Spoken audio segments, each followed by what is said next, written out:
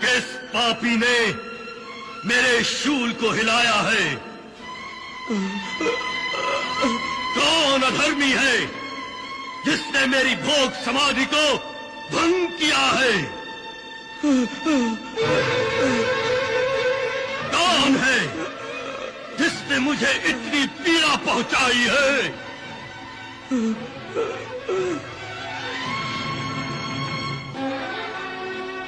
महाभाग, अंधेरे के कारण हमें आपका शूल दिखाई नहीं दिया। भूल से आपका स्पर्श हो गया। तुम्हारी भूल से मुझे जो पीड़ा हुई है उसका दंड तो तुम्हें मिलना ही चाहिए। मैं मांडव्य ऋषि तुम्हें शाप देता हूं कि सूर्य उदय होते ही तुम्हारा पति मृत्यु को प्राप्त हो जाएगा।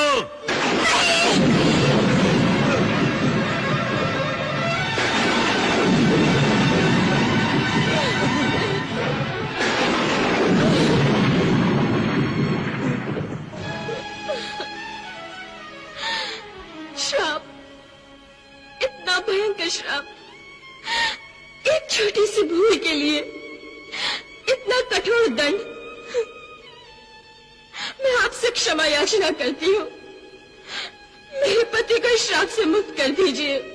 नहीं, यदि सूर्योदय होने से पहले मेरे पति जीवित नहीं रहे तो मैं भी उन्हीं के साथ यही आपके सामने अपने प्राण त्याग दूंगी।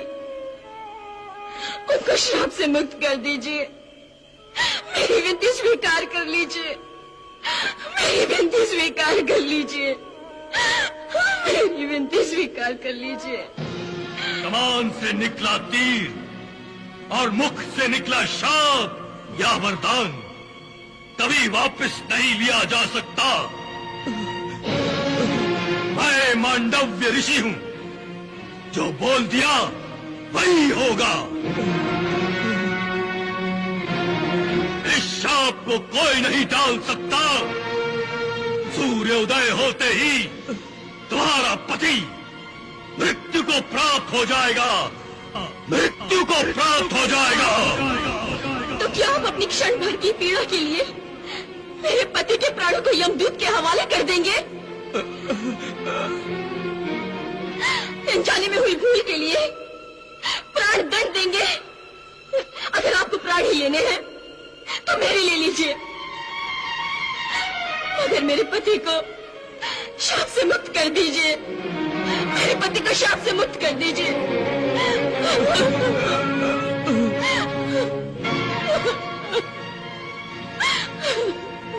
शाप देते ही मेरा संपूर्ण पुण्य और तपोबल नष्ट हो गया है।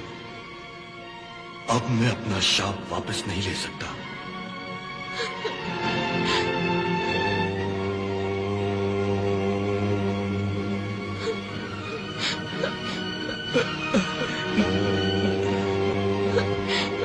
ये कैसा न्याय है? एक निर्दोष के साथ ऐसा व्यवहार।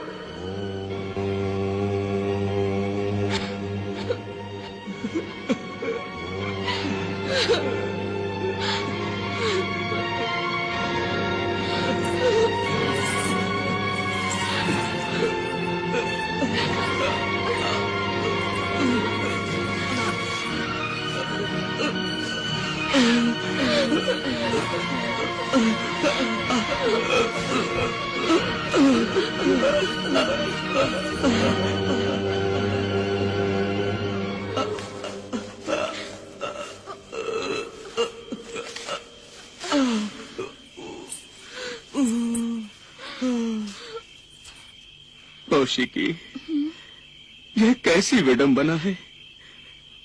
मांडव्य ऋषि ने मेरे जन्म का समय तो तय नहीं किया था, पर अब मेरी मृत्यु का समय तय कर दिया।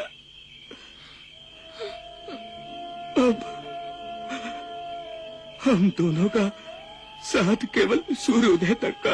नहीं स्वामी। इस ऋषि का शाप तो मुझे इस देह से मुक्त कर देगा, परंतु मेरी आत्मा सदा अशांत रहेगी। नहीं स्वामी नहीं। तुम्हें दुख और वैधव्य की पीड़ा में देखकर कभी शांति नहीं मिलेगी उसे, कभी शांति नहीं मिलेगी उसे। नहीं स्वामी नहीं।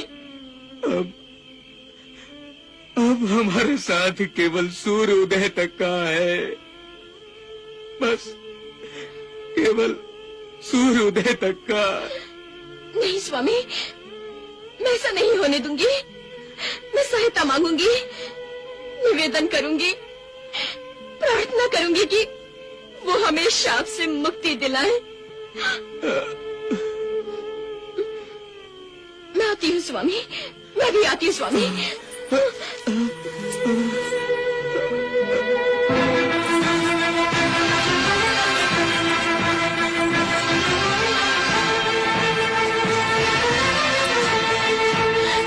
कहाँ जाना है? किससे मिलना है? राजा से। राजा से? वो अभी विश्राम कर रहे हैं, किसी से नहीं मिल सकते। सूर्योदय के बाद आओ। सूर्योदय?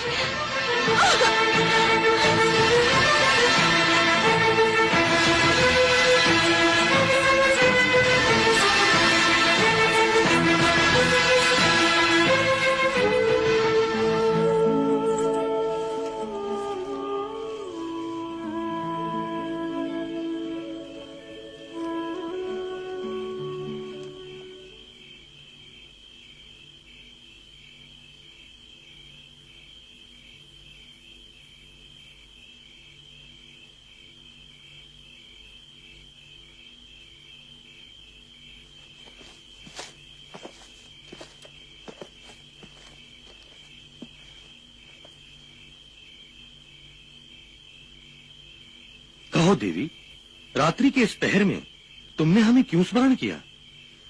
राजगुरु, नगर के एक मार्ग पर कोई सूली पर लटका हुआ है। हाँ, एक ढोंगी साधु है। नहीं राजगुरु, कोई ढोंगी शाप देने का साहस नहीं कर सकता। शाप? हाँ, उन्होंने मेरे पति को शाप दिया है। वो मांडव्य ऋषि है राजगुरु, और यदि उनका शाप सत्य हो गया तो सूर्योदय होते ही मैं विधवा हो जाऊंगी। यदि वो सत्य में मांडव्य ऋषि हैं, तब तो बड़ा अनर्थ हो गया। दंड मिलते समय उन्हें अपना परिचय तो देना चाहिए था। मैं अभी जाकर राजन से। राजगुरु, मेरे पति का क्या होगा? तुम मुझसे क्या चाहती हो?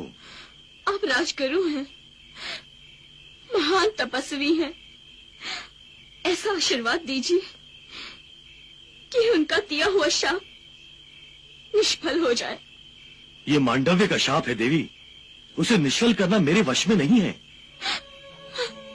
मैं विवश हूं देवी।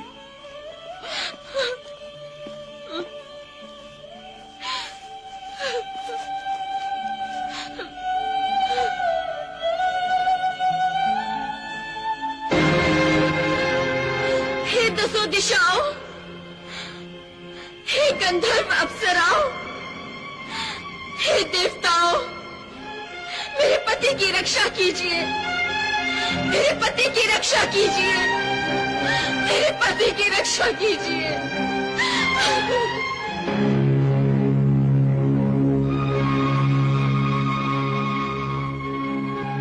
यमराज, मुझे आज्ञा दीजिए, मैं कौशिक के प्राण लेने कब जाऊं?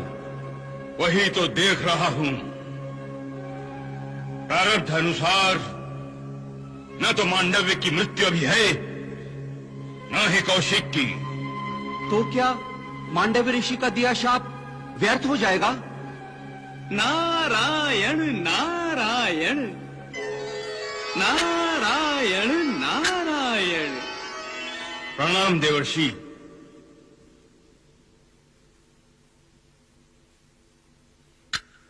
किस समस्या में उलझे हैं धर्मराज? ऋषि श्रेष्ठ, मांडव ऋषि ने कौशिकी को तो शाप दे दिया, परंतु कौशिकी के पति की मृत्यु अभी दूर है। मैं सोच रहा था। सोचिए मत धर्मराज, सोचिए मत। वैसे भी इन शाप अभिशापों से बचकर रहना चाहिए। अब शाप के अनुसार आज सूर्य उदय से पूर्व आपको कौशिक के प्राण हरण कर लेने चाहिए।